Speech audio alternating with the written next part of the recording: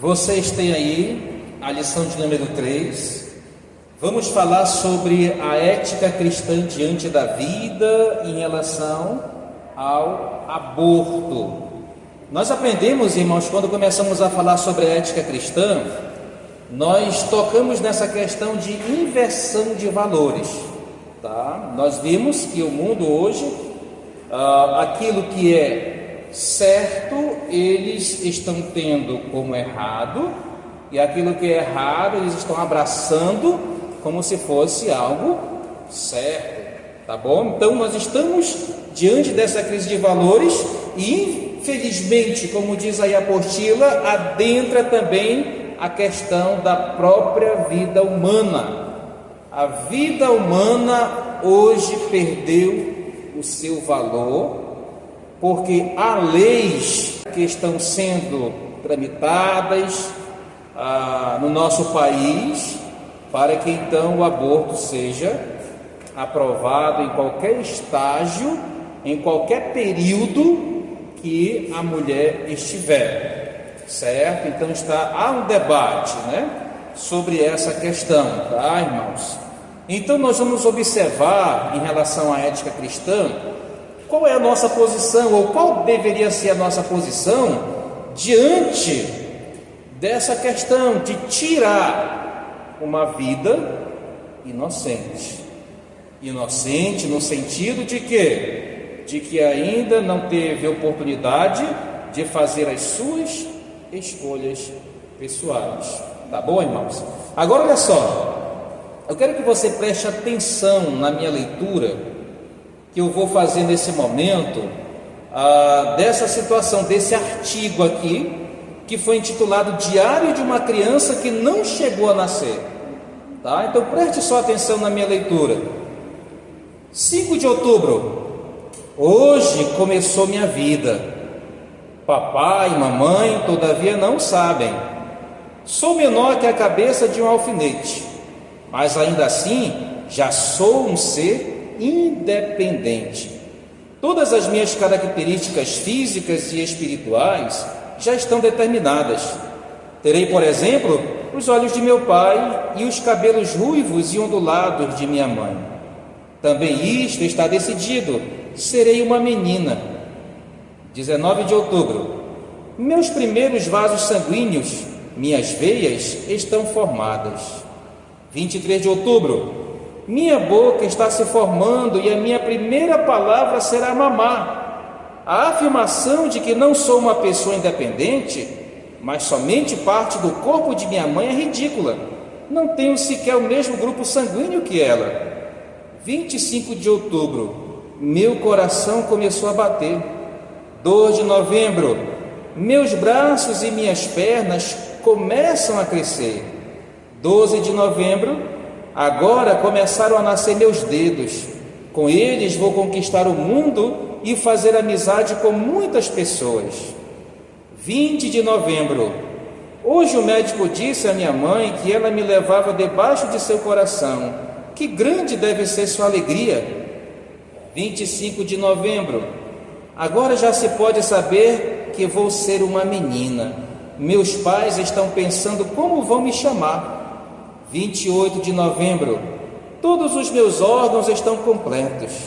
13 de dezembro, pronto, já posso ver. Meus olhos ainda estão fechados somente porque as minhas pálpebras ainda não podem se abrir. O que me deixa mais feliz é que vou poder ver minha mãe. Todavia faltam 6 meses. 24 de dezembro, o meu coração está completo, ele é perfeito. Vou ser completamente saudável e todos vão estar felizes. 28 de dezembro, hoje minha mãe me matou. Então, irmãos, é uma realidade isso hoje em dia. Se você for ler a história, apesar de ser um artigo fictício que eu digo do pensamento da criança, mas é algo real naquilo que acontece em muitas gestações hoje, onde elas são ali paradas pela simples decisão, certo, de uma mãe ou de um pai ou de uma influência externa, mas as pessoas deixaram de valorizar a vida humana, irmãos. E é justamente aqui que nós entramos na questão ética, certo? Por quê? Porque nós precisamos fazer uma avaliação bíblica sobre a questão do aborto, tá, meus irmãos? Definidos os termos, então, vocês têm aí. Primeira coisa, o 1.1, aborto. De acordo com a Enciclopédia Delta Universal, o aborto é a interrupção da gravidez antes que o embrião ou feto tenha condições de viver fora do corpo da mulher. Então, basicamente, uma vez que o embrião e o feto não tem condições de viver fora do corpo da mãe, no caso, então o aborto resulta sempre na morte do feto, ok? E esse aborto ele pode ser, irmãos, provocado ou pode ser espontâneo. O aborto provocado é quando a mãe ou quando o pai, ou seja lá quem for, decide acabar com a gestação, ok? E o aborto espontâneo é porventura de repente por causa da saúde da mulher, ela não consegue manter a gestação e o embrião então tem que sair, o feto tem que sair. Ou de repente um acidente, a mulher está grávida e de repente sofre um acidente e infelizmente perde o bebê. Então pode acontecer dessas duas formas, tá? Pode ser provocado ou espontâneo. Nós vamos observar a questão do primeiro exemplo aqui, o aborto provocado. E aí nós temos aí, irmãos, tipos de aborto. Tipos de aborto. Primeiro, dilatação ou corte. Como é realizado isso? Uma faca em forma de foice introduzida no útero, e aí dilacera ali o feto, dilacera o corpo do feto, e ele vai sendo retirado em pedaços, ok? Segundo tipo de aborto, sucção. Nesse método, o bebê é retirado em pedacinhos, como um aspirador de pó, certo? E ali, pelos exames de imagem, confere-se então se todo o seu corpo já saiu. Depois eu vou dar um exemplo aqui para vocês sobre essa questão aí. Terceiro, curetagem. Esse tipo de aborto pode ser feito até a 15ª semana. Trata-se da dilatação do útero por meio da cureta. O que é a cureta? É um instrumento de aço semelhante a uma colher. E aí o que vai fazendo? Vai fazendo a raspagem ali de todo o revestimento do útero, pegando o embrião, da placenta e das membranas que envolvem o embrião. Outro exemplo aqui, o quarto exemplo, drogas ou plantas. A abortante ingere plantas e substâncias tóxicas. Muitas vezes é um chá, que a vovó, não sei o que ela sabe fazer para provocar o aborto, ok? E dá alguns exemplos como chumbo, cobre, ferro, fósforo, ácido lógico, alecrim, e outras ervas amargas, tá? São alguns dos exemplos de drogas e plantas. Quinto exemplo, o quinto tipo de aborto, envenenamento por sal, feito entre a 16ª a 24ª semana de gestação. Esse tipo de aborto consiste na retirada do líquido amniótico e a introdução de uma solução salina, o que causará a saída do feto no prazo de 24 a 48 horas. Ou seja, provoca ali a reação para que o próprio organismo esteja expelindo o feto, no caso. Sexto tipo de aborto, o sufocamento, também conhecido como parto parcial. Isso aqui é interessante, observe só. Eles tentam colocar uma moralidade aqui. Eles tiram o bebê até pela metade, deixam só a cabeça dentro, para dizer que não saiu completo, que dá e tudo mais. E aí o que eles fazem? Fica apenas dentro a cabeça do bebê, e na sequência é introduzido um tubo na cabeça do mesmo, que sugará a sua massa cerebral e que causará a sua morte. E então, depois de morto, aí o bebê sim é retirado completamente. E o último, o sétimo, aí o esquartejamento. O feto é esquartejado no útero da mãe e depois retirado aos pedaços, semelhante à sucção lá em cima, tá? Agora, irmãos, geralmente essas coisas são feitas nas clínicas clandestinas e existem muitas por aí. Precisamos, irmãos, entender que isso é um fato corriqueiro. Acontece muito isso. O aborto, ele é algo praticamente perante o mundo, algo normal. Se eu engravidei, não quero ter filho, coisa mais simples, tira. Casal de namorados, a moça engravidei, o cara não tem nada para cuidar da família, tira, ela não pensa duas vezes. Então são situações, como eu disse, para o mundo, algo que já é normal.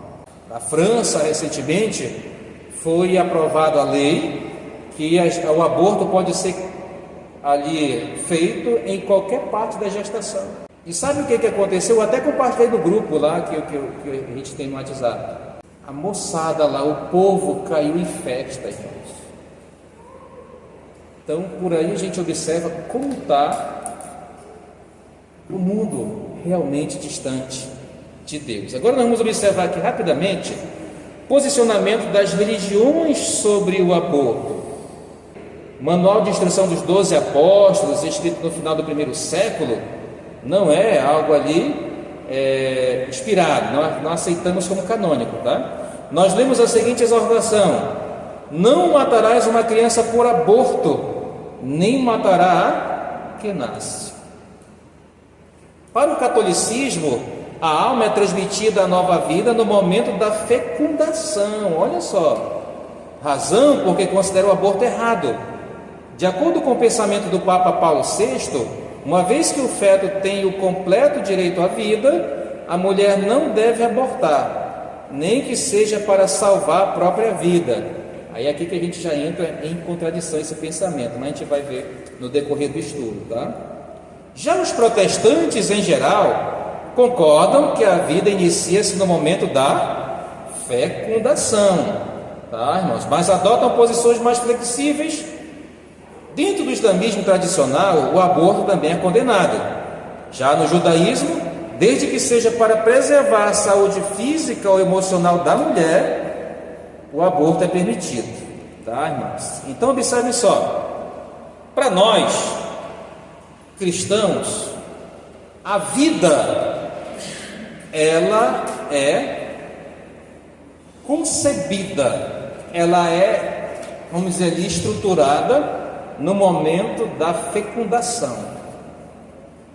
Quando a mulher está no período de ovulação e o espermatozoide entra no óvulo da mulher, a partir desse momento já inicia uma vida. As leis brasileiras e o aborto. De acordo com o artigo 124 do Código Penal, a pena para quem provocar aborto em si mesma ou consentir que outro lhe provoque, ou seja, nas clínicas clandestinas, né, é de 1 a 3 anos de detenção. No caso de abortos provocados por terceiros, conforme o artigo 126, se for com o consentimento da gestante, a pena é de 1 a 4 anos. Sem consentimento, artigo 125, a pena sobe para 3 a 10 anos de reclusão. Se a gestante sofre lesão fatal, a pena é duplicada. Agora olha só o artigo 128. O artigo 128, ele permite o aborto feito por médicos com o intuito de salvar a vida da gestante e em caso de estupro. Essa é a pergunta que muita gente faz: pastor, em caso de estupro, pode abortar ou não? O que a ética cristã diz diante disso? A gente vai ver no decorrer do estudo, tá, irmãos? 2. A ética bíblica. Agora sim, vamos ver o que a Bíblia diz sobre o aborto. A ética bíblica e o aborto. 2. Princípios bíblicos aqui. Primeira coisa, irmãos: Deus é o autor da vida. Isso aqui é indiscutível. Deus formou o homem do pó da terra, soprou ali nas suas narinas o fôlego de vida, então aí sim, o homem passou a ser alma vivente. Então olha só, Deus é o responsável pela vida humana. Então por que eu não posso matar os outros? Por que é pecado? Porque Deus é o autor da vida humana. Por que eu não posso me matar? Porque Deus é o autor da vida humana. Então, homicídio, suicídio, tudo isso quebra aqui o padrão daquele que é o autor da vida. Se ele é o autor da vida, somente ele tem o direito de tirar. Certo, irmãos? 2. O homem foi formado de acordo com a imagem e semelhança de Deus. Então observe só, pegando aqui esse gancho, o aborto, seja em qualquer estágio, é uma ofensa à imagem de Deus no homem, tá? Porque cada pessoa que nasce, cada pessoa que é formada, cada pessoa que é trazida à vida, traz consigo essa imagem e semelhança, tá? Então quando eu digo vou matar, eu estou me colocando no lugar de Deus. E sabe o que aconteceu com aquele que tomou o lugar de Deus, queria tomar o lugar de Deus? Então por aí você já tem uma noção de quanto é errado eu querer tomar o lugar de Deus aqui, ok? Terceiro, só Deus tem o direito de tirar a vida. 1 Samuel 2,6 diz assim: o Senhor é que tira a vida e a dá, faz descer a terra e faz tornar a subir dela. Então veja, irmãos, mais uma vez, tirar a vida de alguém é querer tomar o direito de Deus, é querer ser Deus, é querer ser juiz no lugar dele, é querer colocar a minha sentença sobre aquilo que eu verdadeiramente acho que devo ter, mas que somente Deus tem o direito. Ok? Pastor, por que eu posso matar um animal para comer? Porque Deus autorizou. Mas a vida humana eu não posso. Tá certo? Então, já pegando por aqui o gancho, abortar é errado. Só pegando esses 3 exemplos, nós já vimos que o aborto é um erro, é um pecado muito grande. Tá bom, irmãos? Muito bem, o 4º exemplo. A Bíblia condena o assassinato. No 6º mandamento da lei, nós temos ali: não assassinarás. A palavra matarás lá, ela pode ser empregada muito bem, não assassinarás, tá? Inclusive é uma das traduções. Então, irmãos, aquelas pessoas que defendem o aborto, elas não ligam, elas não atentam para isso. Por isso, irmãos, que o aborto, aí lá no finalzinho ele vai dizer, é o pior de todos os crimes. Por que é o pior de todos os crimes? Onde aquele que perde a vida, ele não tem o direito de falar, não tem o direito de se defender, nem sequer de fazer o seu último pedido. É você chegar aí, matar o cidadão pelas costas, a traição. É a mesma coisa. Número 5. O feto, irmãos, já é uma vida. O salmista, no Salmo 51:5, ele usa um termo interessante. Ele diz: eis que em iniquidade foi formado, e em pecado me concebeu minha mãe. O que o salmista quer dizer aqui, irmãos? Que quando ele foi concebido, logo no momento da concepção, ele já se tornara pecador, porque ele estava entendendo que o peso, o pecado de Adão já caía sobre ele, a condenação de Adão, mesmo ele não pecando em atos, mas a condenação de Adão já caía sobre ele. Então, irmãos, observamos aí, para Deus, a partir da concepção, nós já temos uma nova pessoa. Quando se dá a concepção? Em torno de 24 horas, como eu falei agora há pouco. Se a mulher estiver ali ovulando, né? Se ela tiver ainda não estiver ovulando, estiver entrando no período fértil, aí dura de 4 a 5 dias para a concepção, tá bom? Aí, irmãos, nesse ponto 5, na outra página, ele vai dar o exemplo de um vídeo. Olha só, esse vídeo eu pesquisei, só que ele coloca o nome do filme O Grito Mudo, mas você vai encontrar no YouTube o grito silencioso, tá? Então, se você quiser pesquisar, coloque aí O Grito Silencioso. É um vídeo antigo de um médico mostrando a imagem no ultrassom, certo? Ali de um aborto. Ele vai explicando aí, com um bebê de 11 semanas, que ele se esperneia, parece que ele foge do instrumento ali de sucção. Coloca o instrumento de sucção como se fosse um aspirador de pó, vai chupando o bebê todinho, até o momento que fica só a cabeça. Aí depois, né, o abortito chega lá, coloca o instrumento, amassa a cabeça, quebra para poder tirar tudo. Então parece assim que a criança, irmãos, está fugindo daquilo, certo? Então, se você quiser assistir, não é uma imagem assim forte, tem sangue, não, é uma imagem de ultrassom. Ele vai explicando lá direitinho como acontece isso, tá? É o grito silencioso, se você quiser pesquisar. 6 aí, irmãos. Os filhos são bênçãos do Senhor.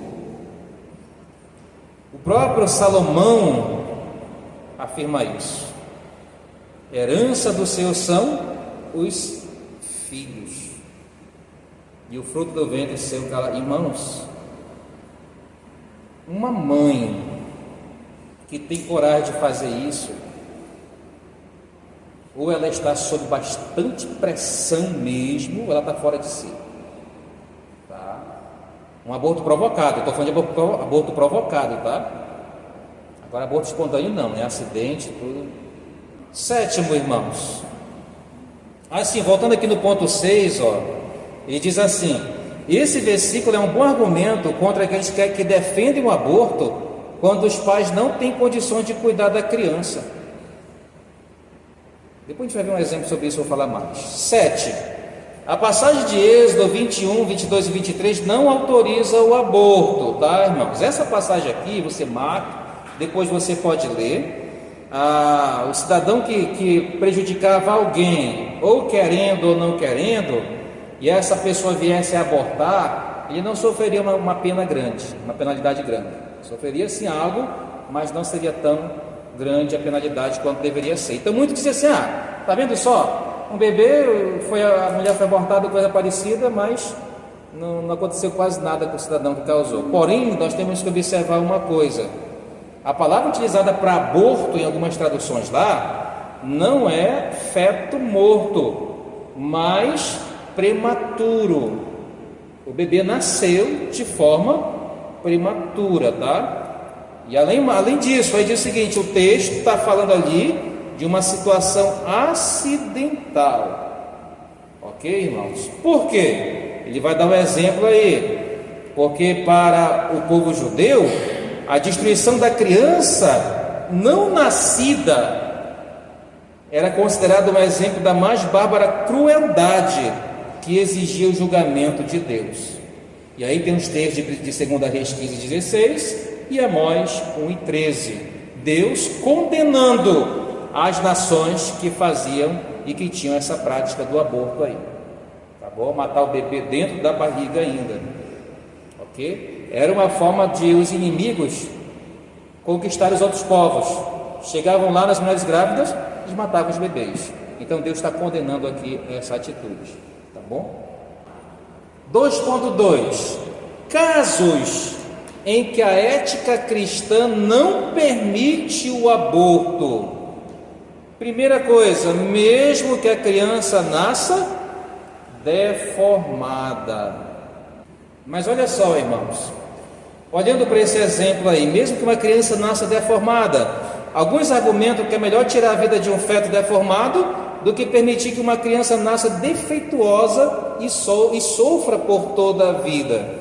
Mas o que a Bíblia diz sobre isso, irmãos? Lá em Êxodo 4:11, Quem fez a boca do homem? Ou quem fez o mudo? Ou o que vê? Ou o cego? Não sou eu, o Senhor? Então o Senhor, Ele cria as pessoas perfeitas, né? Eu digo assim, de corpo, de saúde e tudo mais, mas Ele cria também, dá o exemplo aqui, o mudo, cria o cego, ou seja, as pessoas que nascem com esse tipo de situação. Deus cria tanto um quanto o outro. E Ele conclui assim: além disso, a criança deformada é plenamente humana e capaz de relacionamentos interpessoais. E muitas vezes elas são até mais inteligentes do que os que têm o corpo completo, né? E assim podemos dizer perfeito da frente deles. Certo, irmãos? Outra coisa em que a ética cristã não permite o aborto, mesmo quando a criança é indesejada. Sabe o que eu ouço, irmão? Muitas vezes a pessoa diz assim: eu não queria engravidar, veio por acidente. O que é vir por acidente, irmãos? Imagina, se conheceram, arranjaram um lugar, ficaram um momento junto, tiveram seu momento íntimo, chama isso de acidente. Muita gente, né, tem filhos, como eu dei exemplo agora há pouco, casal de jovens, tem o acidente deles, né? Aí a menina sai grávida. Ele não trabalha, depende dos pais, não tem condições, maturidade suficiente, e diz para ela: tem que tirar. E ela vai, não pensa duas vezes e tira. Irmãos, fica uma sequela para toda a vida, não somente no organismo, mas aqui, ó, na mente, tá? Principalmente se for jovem, né? Então vejam só, mesmo quando a criança é indesejada, um dos objetivos de Deus ter criado o sexo foi a perpetuação da espécie, além do prazer mútuo ali entre o marido e a esposa, tá? Então, assim, aqueles que fazem uso do mesmo sem os cuidados necessários, eles devem assumir as consequências dos seus atos, certo? Então não tem, o cidadão, se ele teve maturidade para poder realmente ter relação sexual com a sua namorada, então ele tem que assumir a sua responsabilidade, a consequência dos seus atos. Terceiro exemplo aí: mesmo quando os pais não possam assumir a responsabilidade do filho, né? Praticamente a mesma situação aí de cima, tá, irmãos? Aí ele dá o exemplo, né? Um adolescente pobre, e a moça, né, uma adolescente, não tem condições, o namorado dela não assume a criança, e aí as pessoas que defendem o aborto vão dizer que ela não tem condição física, emocional nem financeira para cuidar da criança, e por isso então o aborto dessa pessoa é justificado. Porém, essa conclusão é uma conclusão errada e é uma conclusão antibíblica. Teve capacidade de namorar, de ter relações, então tem capacidade de cuidar, trabalhar, aprender, nem que seja na marra, mas aprende. Tá, irmãos? Número 4 aí, o quarto exemplo. Esse aqui é um dos que é mais interessante, irmãos. Mesmo em caso de estupro.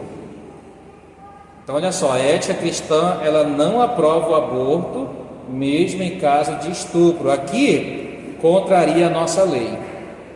A nossa lei aprova o aborto em caso de estupro. Contrariando a legislação brasileira, a ética cristã não permite o aborto nesse caso. Embora haja discussão sobre esse ponto, deve ser considerado o quê? Primeira coisa, irmãos, o aborto não vai apagar o trauma da moça, tá? Não vai apagar o trauma do abuso sexual. E além do mais, a segunda coisa, em vez de punir o estuprador, vai punir quem? A criança, tá? Então o aborto que é aprovado pela lei em caso de estupro contraria essas duas coisas. Primeira, que a moça vai continuar com o trauma do estupro sempre. Segundo, que ao invés de colocar o cidadão ali que estuprou para ser punido, vão punir a criança nessa situação.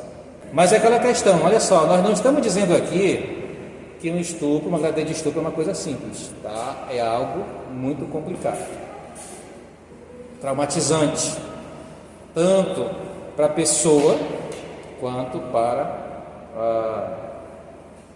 para a família em si. E aí na última página aí, lá um estudioso respondendo sobre essa questão da adolescente, né, de repente de 15 anos, foi violentada e grávida do próprio tio. Ele diz o seguinte: o embrião não deve pagar pelos erros dos outros, pois é inocente. Tá? Então, querer abortar é querer punir o serzinho que já está se formando ali. E ele continua: o embrião não deve pagar pelos erros dos outros, pois é inocente. Ele é amado como pessoa por Deus, tanto quanto qualquer outra pessoa neste mundo. E penso que seria antiético matá-lo. Concluindo, para concluir, partindo da ideia que a vida humana é de propriedade divina e, portanto, inviolável, o aborto só seria justificado. Olha só, aí entra aquela questão que falamos agora há pouco. O aborto só seria justificado nos casos em que a vida da mãe estivesse em risco. Neste caso, seria salva uma vida real em vez de uma vida em potencial. Tinha possibilidade ainda de nascer, de crescer, de depender dos outros, mas a da mãe não. A da mãe ali é uma vida que realmente já estava toda estruturada, ela não dependeria mais dos outros, dependeria só de si mesma, diferente do bebê. Por isso, nessa ocasião, a vida da mãe, a ética cristã defende que deveria ser optada a vida dela. Mas são situações, olha só, que nós precisamos parar para pensar, e como eu disse, nós precisamos tomar uma posição diante disso, ensinar os nossos jovens, ensinar as nossas crianças sobre essa questão. Porque o que acontece, irmão? No pensamento cristão antigo, esses assuntos não eram para ser tratados com a família, não. Tá? A gente deixava a pessoa ficar adulta para poder tratar desses assuntos. Só que nós estamos numa realidade diferente.